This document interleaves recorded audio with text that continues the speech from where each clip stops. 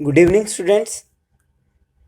आज हम लोग सेकेंड चैप्टर का लास्ट टॉपिक पढ़ रहे हैं, that is the revolutionaries.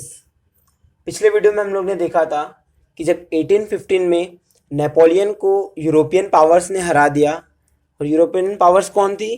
The Britain, Austria, Prussia, Russia, इस चारों ने मिलकर नेपोलियन को हरा दिया in the battle of Waterloo. अब हराने के बाद क्या हुआ कि अब फ्रांस पे इन चारों कंट्रीज का रूल था। फिर हम लोग ने ये देखा कि ये चारों लोग जो थे, इनके हेड लोग एक पार्टी में मिले थे, ठीक है। मतलब वहाँ पे उनने एक मीटिंग फॉर्म की और उस मीटिंग में उनने साइन किया ट्रीटी ऑफ वियना। वो क्या था? इट वॉज एन एग्रीमेंट जिसमें ये बताया गया था कि अब फ्रांस कैसे चलेगा, किसको कौन सा राज्य दिया जाएगा, एक्सेट्रा एक्सेट्रा चीज़ें थी, ठीक है। और ये सब का जो हेड था दैट वाज द मेटरनिच, ठीक है। तो इतना हो गया था हम लोगों का। फिर हमने ये देखा था कि जो लोग उस समय रूल कर रहे थे अब फ्रांस को, वो लोगों की सोच कंजर्वेटिज्म थी। मतलब वो चाहते थे कि जो भी पुरानी चीज़ें फ्रांस में थी वो सब चीज़ रिस्टोर कर दी जाए। मतलब वापस वहाँ पे ऑटोक्रेटिक गवर्नमेंट आए, वहाँ पे अगेन मोनार्की होना चाहिए, वहाँ पे अगेन चर्च वगैरह के जो पादरीज होते थे उनको जितनी भी सुख सुविधाएं मिलती थी वो अगेन वो चीज़ ला दी जाए। जितनी भी सोशल हायरार्कीज थी वो सब कुछ को रिटर्न ला दिया जाए। और वो चाहते थे कि ग्रेजुअल चेंज होना चाहिए, क्विक चेंज नहीं होना चाहिए, ठीक है। तो ये तो हमने देख लिया। पर मैंने आपको हमेशा बोला है कि जब भी ऐसा कोई गवर्नमेंट हो जो लोगों के फेवर में ना हो, तो वहाँ पे ज़रूर कुछ ना कुछ लोग आते हैं बाहर सोसाइटी में जो लोगों को जागरूक करते हैं, दे इंस्पायर द पीपल। तो उस टाइम में भी ये हुआ कि अच्छा खासा अब ये लोग रूल कर रहे थे, मज़े कर रहे थे। पर हुआ क्या कि वहाँ पर कुछ लोग जो इस रूल से सेटिस्फाइड नहीं थे, वो लोग परेशान थे। उनके दिमाग में बस ये आ रहा था कि हम क्या करें और ये रूल को हटा दें और अगेन लोग मतलब डेमोक्रेसी ला दें, ठीक है। तो वो लोग क्या करने लगे, सीक्रेट सोसाइटीज फॉर्म करने लगे। मतलब अब देखो यार, आपको मैंने बताया था कि जो कंजर्वेटिज्म था उसके टाइम में क्या था कि वो लोग क्रिटिसिज्म टॉलरेट नहीं करेंगे। तुमको अच्छा लगे चाहे बुरा लगे पर आप कुछ बोल नहीं सकते। वहाँ पे सेंसरशिप भी था, न्यूज़पेपर में कुछ भी छपता था तो उसको पहले सेंसर बोर्ड देखा करता था। तो होता क्या था कि अब ये लोग सोचे कि हम लोग खुलेआम तो कुछ कर नहीं सकते, खुलेआम करेंगे तो पनिशमेंट मिलेगा, डंडा पड़ेगा। तो उनने क्या किया, सीक्रेट सोसाइटीज चालू कर दिया। मतलब वो सीक्रेटली मीटिंग फॉर्म करते थे और सीक्रेटली लोगों को इंस्पायर करते थे, ग्रुप फॉर्म करते थे, ताकि इस जो गवर्नमेंट थी वहाँ की प्रेजेंट गवर्नमेंट या यूरोपियन पावर्स, उनको वहाँ से हटाया जा सके और अगेन फ्रांस में डेमोक्रेसी ला सके, ठीक है। तो पहला पॉइंट एक आप याद रखोगे ये कि उस समय क्या होता था, जितनी भी मीटिंग्स होती थी ऑलवेज सीक्रेट्स। मतलब secret societies sprang up in many European states to train revolutionaries and spread their ideas। मतलब क्या होता कि पूरे यूरोप में बहुत सारे डिफरेंट डिफरेंट जितने भी पार्ट्स थे यूरोप के, वहाँ पर सीक्रेट सोसाइटीज फॉर्म होना चालू हो गई थी। और वो सब क्या कर रहे थे, सोसाइटीज लोगों को ट्रेन कर रहे थे, रिवॉल्यूशनरीज को ट्रेन कर रहे थे। और ये जो उनका मन में आइडिया चल रहा था कि यार हमको अगेन डेमोक्रेसी चाहिए, उस आइडिया को स्प्रेड कर रहे थे, ठीक है।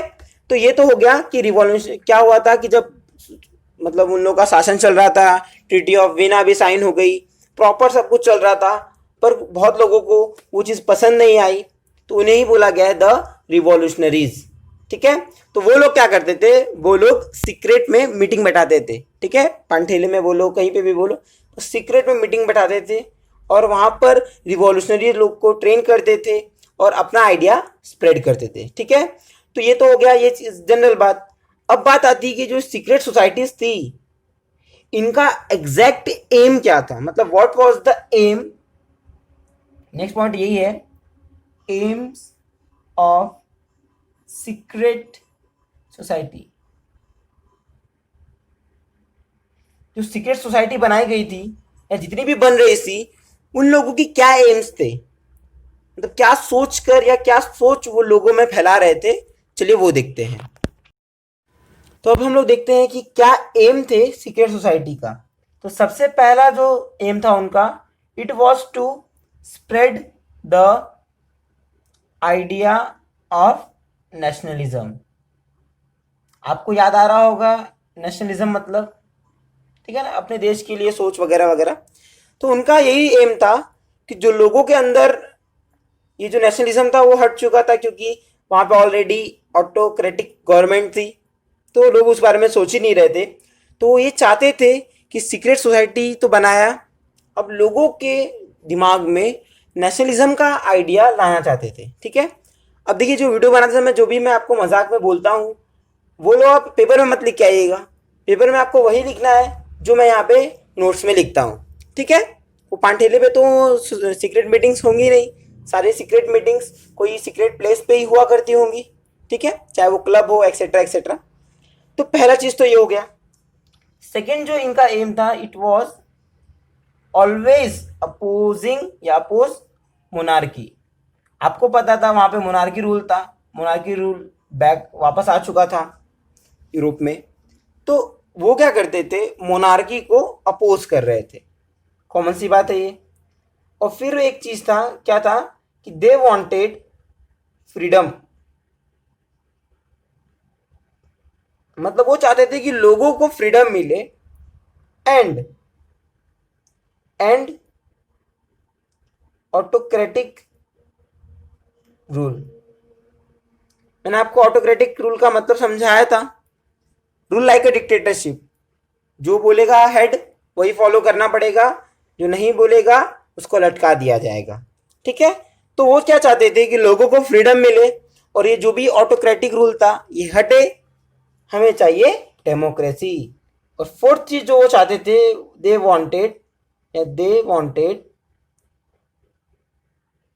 Nation state. अब फिर से ये शब्द नया नहीं है आप लोगों के लिए। नेशन स्टेट मतलब common history, common tradition, common language, common way of life etcetera etcetera. ठीक है, वे ऑफ लाइफ तो नहीं पर कॉमन ट्रेडिशन होनी चाहिए, कॉमन हिस्ट्री होनी चाहिए, एक कॉमन लैंग्वेज होनी चाहिए, जैसे इंडिया है हमारा, एक गवर्नमेंट होनी चाहिए जो लोगों के एग्रीमेंट में बने। तो ये सारी चीज़ें वो सीक्रेट सोसाइटी की एम थी। They wanted to spread the nationalism, nationalism फैलाना चाहते थे। मोनार्की के अपोज में खड़े थे वो, राजा हटाओ जनता को बैठाओ। और वो फ्रीडम चाहते थे, वो चाहते थे कि ऑटोक्रेटिक रूल हट जाए और नेशन स्टेट फॉर्म करें। ठीक है, तो ये तो हो गया कि रिवॉल्यूशनरीज जो थे वो लोग सीक्रेट सोसाइटी फॉर्म करते थे और उस सीक्रेट सोसाइटी के ये कुछ एम्स थे। जो जितने भी रिवॉल्यूशनरीज थे उसमें से हमें एक रिवॉल्यूशनरी जिसका नाम था ग्यूसेप्पी मज़ानी, वो इटालियन रिवॉल्यूशनरी था, उसे हम लोग उस मतलब उनके बारे में हमें याद रखना है। ठीक है, तो चलिए अब देखते हैं हु वॉज ग्यूसेप्पी मज़ानी। चलिए अब ये भैया साहब के बारे में जान लेते हैं थोड़ा सा कि कौन थे, ऐसा क्या था इनके पास, क्या इनकी क्या क्वालिटीज़ थी जिन्हें हमारी हिस्ट्री की बुक में मेंशन कर दिया। इतने सारे रिवॉल्यूशनरी को हटाकर इस अकेले व्यक्ति को ही क्यों जगह दी गई, हमें देखना पड़ेगा। ठीक है, तो पहले बात कर लेते हैं कि ग्यूसेप्पी मज़ानी पैदा कहाँ हुए थे। ठीक है, तो ये पॉइंट तो इम्पोर्टेंट नहीं है, फिर भी हम देख लेते हैं। ही वॉज बॉर्न इन गिनाओ इन 1807। आप लोग डेट के बारे में मत सोचिएगा, बर्थडे तो हमें मनाना नहीं है उनका। ठीक है, तो डेट के बारे में मत सोचिएगा, वो गिनाओ में इन 1807 में पैदा हुए थे।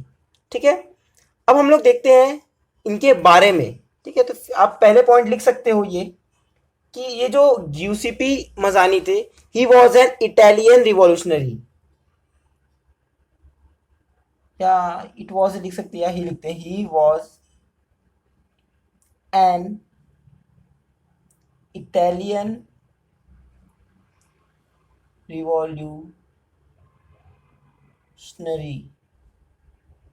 ठीक है, वो एक इटालियन रिवॉल्यूशनरी था। अगर कोई इंडियन होता तो उसको क्या बोलेंगे, he was an Indian revolutionary, और वो कहाँ के थे, ही वॉज ऑफ इटली, तो इसलिए बोला गया he was an Italian revolutionary, ठीक है। अब मैं आपको एक थोड़ी मजे की बात बताता हूँ। ये बंदा 1830 में फ्रांस में आया, ही केम टू फ्रांस इन 1830, 1830, और 1830 में आए और 1831 में कांड कर दिया।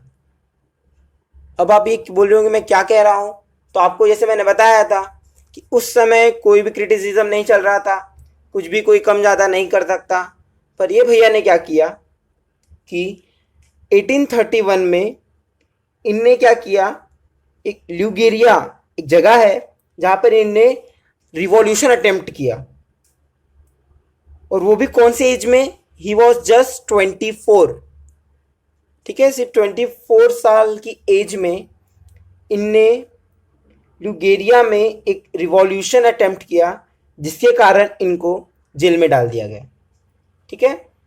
समझे इतना आप लोगों को, इसको हम लोग लिख लेते हैं, at the age of 24 he was, आप जेल्ड लिख सकते हो, बुक में एग्जाइल्ड लिखा गया है, मीनिंग वही होता है, jailed in 1831 for attempting a revolution in Liguria, ठीक है। तो एक जगह है जहां पर वो रिवॉल्यूशन लाने का सोच रहे थे, एक क्रांति मोर्चा लाने का सोच रहे थे, पर उनको पकड़ लिया गया, ठीक है। और वो ये चीज कब हुई, इट हैपेंड इन 1831। पर ये बंदा शांत नहीं रहा, ठीक है। ये जब इनने क्या किया, इनने 2 सीक्रेट सोसाइटीज फॉर्म किया। और पहले तो मैं आपको एक बात बता दूं, ये ऑलरेडी एक सीक्रेट सोसाइटी के मेंबर थे पहले से ही, पर इनने क्या किया, अपने अंडर 2 सीक्रेट सोसाइटी बना डाली। मतलब पहले तो he was just a member and now he became a head. तो ये पॉइंट हम पहले लिख लेते हैं, इंपॉर्टेंट पॉइंट है कि he was a member of secret society of the Carbonari, ठीक है। कार्बोनारी एक जगह है जहां के सीक्रेट सोसाइटी के ये मेंबर थे, ठीक है। मतलब खुद एक मेंबर थे, पर इनको लगा कि नहीं, मैं ये जोखिम, ये रिस्पॉन्सिबिलिटी अपने ऊपर ले सकता हूँ, तो वो अब अपने अंडर उन्होंने 2 सीक्रेट सोसाइटी फॉर्म कर डाली। एक का नाम रखा यंग इटली, मतलब सारे छोरे यंग थे, मतलब जितने भी सोसाइटी में मेंबर्स उनने लाया वो सारे लड़के यंग थे, क्योंकि आपको पता है जो भी रिवॉल्यूशनरीज होते हैं वो जो भी काम करते हैं वहां पर एनर्जी लेवल रिक्वायरमेंट बहुत ज़्यादा हाई होती है। और आपको पता है इस एज में जो हम गर्म खून होते हैं, इस एज में जितनी एनर्जी हमारे पास होती है वो एनर्जी 30-35 साल के लोगों में नहीं होती। तो हुआ क्या कि ही फॉर्म्ड, देखो मेरे अंदर भी एनर्जी आ गई थी अभी, ही फॉर्म्ड 2 सीक्रेट सोसाइटी, ठीक है। इन्हें 2 सीक्रेट सोसाइटी फॉर्म की। अब हम लोग बात कर रहे हैं उस सीक्रेट सोसाइटी की, तो पहली जो सीक्रेट सोसाइटी थी उसका नाम था यंग इटली, मतलब जितने भी इटली के यंग छोरे थे उनको मिलाकर उनने एक सीक्रेट सोसाइटी फॉर्म कर डाली, ठीक है, जिसका नाम दिया उनने यंग इटली। और वो कहाँ बनी थी, इन मार्शलीज। अब जितने भी यंग बच्चे जो ये टीवी देख रहे हैं वीडियो, आप लोग गूगल पे जरूर सर्च करिएगा ये सब प्लेसेस कहाँ पर हैं, या फिर ये प्लेसेस के प्रेजेंट नेम्स क्या है, ठीक है। सेकेंड जो सोसाइटी उन्हें फॉर्म किया उसका नाम दिया यंग यूरोप, ठीक है, दो सोसाइटी, और ये कहाँ पे थी, इन बर्ने, ठीक है। तो इनने क्या किया, he was already a member of Carbonari, a secret society, पर उनने खुद अपने अंडर में दो और सीक्रेट सोसाइटीज फॉर्म कर डाली, और एक का नाम दिया यंग इटली और दूसरे का नाम दिया यंग यूरोप। अब अगर हम फिफ्थ पॉइंट देखें तो फिफ्थ पॉइंट ये है कि मजीनी, आपके ऊपर प्रोनाउंसिएशन होता है, मजानी बोलो, मजीनी बोलो, मक्का उक्का मत बोल देना बस, ठीक है। Mazzini led the foundation of Italy's unification, मतलब यही वो बंदा था जिसने पूरी इटली एक हो सके, लोगों की सोच एक हो सके, जिसका फाउंडेशन मजानी ने ही ले किया था, ठीक है। तो ये उनके दिमाग का ही आइडिया था। और सिक्स पॉइंट जो आपको याद रखना है वो इनके कैरेक्टर की बात है, स्वभाव की बात है। वो पॉइंट ये है कि ही वॉज अ पोएट, ठीक है, ये कवि थे, एंड आइडियलिस्टिक थिंकर, सब वर्ड्स के मतलब समझा देता हूँ, एंड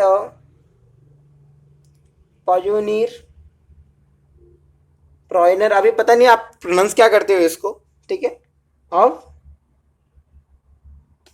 रिवॉल्यूशन, ठीक है। पोएट का तो मतलब पता है आप लोगों को। आइडियलिस्टिक थिंकर का मतलब होता है वो बंदा जो किसी एक आइडल कंडीशन के बारे में सोचता है। जैसे जिस समय हमारे भारत को ब्रिटिश ने रूल कर रहे थे, तो उस समय किसी व्यक्ति ने ज़रूर सोचा होगा कि एक दिन हमारा भारत ऐसा होगा जैसा हम अभी प्रेजेंट में हैं। That was a idealistic condition. तो कोई ऐसा व्यक्ति जो या तो खुद या तो लोगों को के अंदर वैसी सोच ला दे, एक आइडियल कंडीशन की सोच ला दे, that's called an idealistic thinker, ठीक है।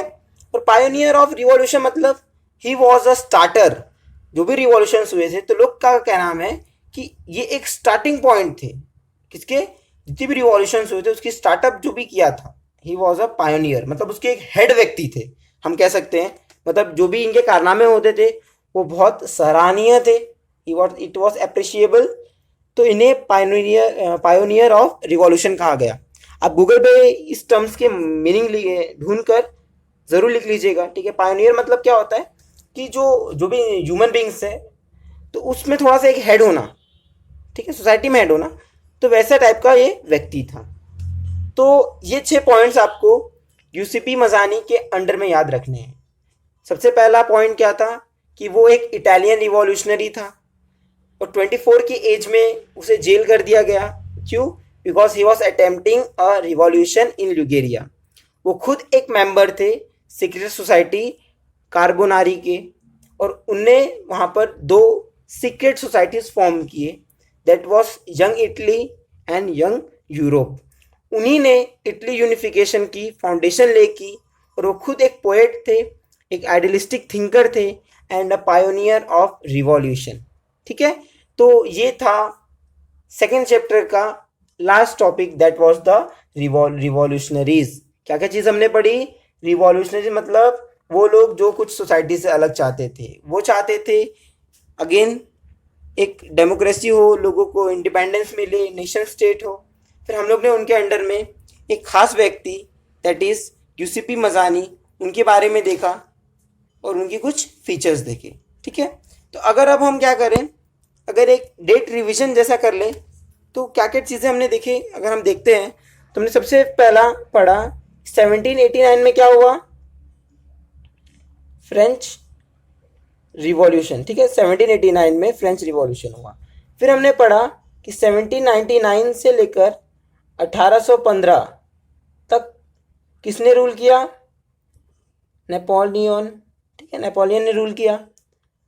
और उसने क्या दिया? A code that is 1804 civil code दिया, ठीक है।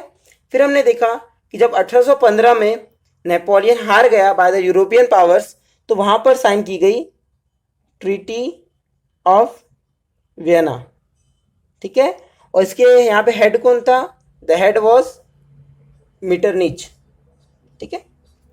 लास्ट चीज हमें देखना याद है एक कि 1834 में एक कस्टम यूनियन फॉर्म किया गया था। कस्टम यूनियन आपको याद होगा, उनने 30 करेंसीज में से 28 करेंसीज को रिमूव कर दिया था, सारी टैरिफ बैरियर्स वहां से हटा दिए थे, ठीक है, जिसका नाम क्या था? ज़ोल्वेरियन, ठीक है। तो ये जो व्यक्ति था क्या, यूसीपी मजानी, इसको जो मीटरनिच था, आपको याद होगा मीटरनिच मतलब जो भी वो ग्रुप बना था, ट्रीटी ऑफ वेना साइन हुई थी, तो उस मीटिंग का जो व्यक्ति हेड था, द वाइस चांसलर, तो उनका नाम था मीटरनिच। तो मीटरनिच बोलते थे ही कि UCP was the most dangerous enemy conservatism के, मतलब उनने कह दिया कि ये व्यक्ति सबसे खतरनाक व्यक्ति है, ठीक है। तो अब हम कह सकते हैं the second chapter is over. पढ़ो यार, मजा आता है, हिस्ट्री इतनी भी बोर नहीं है। मैं भी फर्स्ट टाइम इतने सीरियसनेस से पढ़ा रहा हूँ या पढ़ रहा हूँ, मजा आ रहा है, एक कहानी जैसी चीजें हैं। मुझे लग रहा है आप लोगों को मजा आ रहा होगा। अगर आप लोग ये वीडियोस देख रहे हो ना, तो प्लीज इस वीडियो को देखने के बाद ग्रुप में जरूर मेंशन करिए कि आपको इंटरेस्ट आ रहा है या नहीं आ रहा है, या क्या चेंजेस आप चाहते हो, ठीक है। अब ये मत कह दीजिएगा सर अपना फेस दिखा के पढ़ाओ, उसमें समय ज़्यादा लग जाता है, क्योंकि अगर मैं नोट्स ना लिखाऊं, सिर्फ ओरल बोल दूं तो मज़ा नहीं आएगा, आपको याद नहीं रहेंगी चीज़ें। नोट्स बहुत ज़्यादा इम्पॉर्टेंट है, यह आपको ज़रूर एक दिन तो पक्का समझ में आएगा। सिर्फ ओरल पढ़कर कोई वैल्यू नहीं है, गाइड रेड कर कोई वैल्यू नहीं है। नोट्स लिखोगे तो आप लोग, नोट्स प्रॉपर शेड्यूल वाइज होते हैं, जैसे बुक होती है हमारी, हम उसके अकॉर्डिंग नोट्स लिखते जा रहे हैं, तो आपको स्टडी में बहुत हेल्प होगी, ठीक है। तो फिर से अब हम कल थर्ड चैप्टर अपना स्टार्ट करेंगे, तो आज के लिए इतना काफ़ी है। Thank you.